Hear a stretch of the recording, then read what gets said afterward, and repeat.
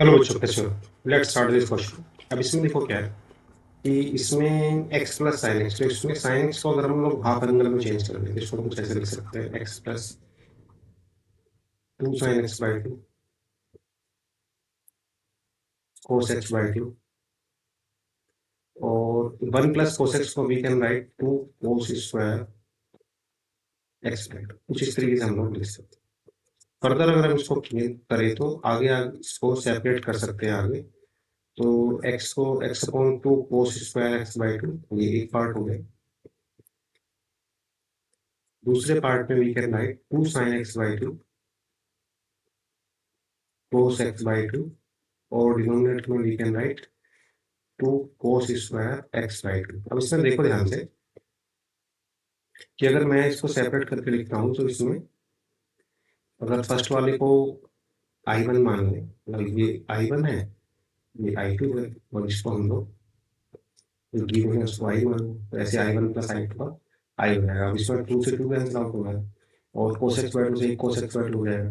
तो फर्दर अगर हम इसको लिख लें, स्टेप और लिख लें तो कुछ ऐसे लिखा जाएगा। सो x और ये 1/2 तो बाहर आ गया, तो इसको 1/2 ऐसे लिख लो, चाहे तो डिवाइड में लिख लो sec² x/2, है ना, ऐसे कुछ। तो x/2 sec² x/2 dx plus यहाँ से जो बचेगा वो बचेगा tan x/2, है ना। 2 तो कैंसिल आउट हो गया। अब इसको फर्स्ट इंटीग्रल को अगर हम सेपरेटली सॉल्व कर लें तो क्या बनेगा देखो।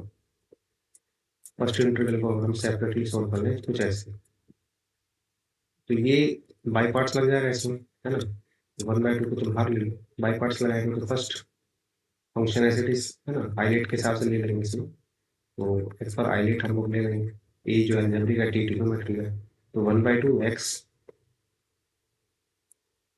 tan x/2 अपॉन 1/2 इंटीग्रल हो गया उसका माइनस d/dx ऑफ x और इंटीग्रल में फिर से वही है sec² x/2 dx। इसको अगर हम फर्दर सोल्व करेंगे तो क्या बन जाएगा, यहाँ से हमारा ये तो 1/2 जो बाहर है, ये हुआ x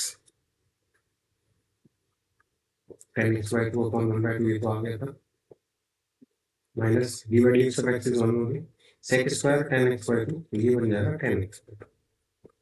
और क्योंकि लीनियर फंक्शन है तो नीचे डिनोमिनेटर में नेगेटिव आ जाएगा dx। ये बचा ऐसे कुछ। अब इसमें देखें फिर से अगर हम तो I1 कुछ ऐसे सॉल्व हो गया, तो I is equal to I1 plus I2, है ना। I is equal to I1 plus I2। I1 क्या है हमारे पास, तो 1/2, और इस 1/2 को भी अगर हम देखें यहीं से कैंसिल आउट कर सकते हैं, तो 1/2 यहाँ से कैंसिल आउट हो जाएगा, ये यहाँ से कैंसिल आउट हो जाएगा। तो यहाँ पर जो बचा है वो बचा है x tan x/2 minus integral tan x/2 dx। ये तो I1 है और I2 ये वाला पार्ट है, तो ये क्या है, ये भी जो बचा है वो tan x/2 ही बचा है। फर्दर देखेंगे तो ये कैंसिल आउट हो जाएगा, फर्दर इसमें हम चलेंगे कैंसिल आउट हो जाएगा ये वाला पार्ट, ये पार्ट कैंसिल आउट हो गया, तो बचा क्या फाइनली, तो फाइनली हमारे पास बचा x tan x प्लस यही आंसर, है ना, यही आंसर है हमारा। तो इस तरीके से हम ये इंटीग्रल वाले क्वेश्चन सॉल्व कर सकते हैं। 2025 में आया था, वेरी इजी तो नहीं कह सकते बट ठीक है, अच्छा क्वेश्चन कर सकते हैं ऐसा कुछ नहीं। ठीक, ओके।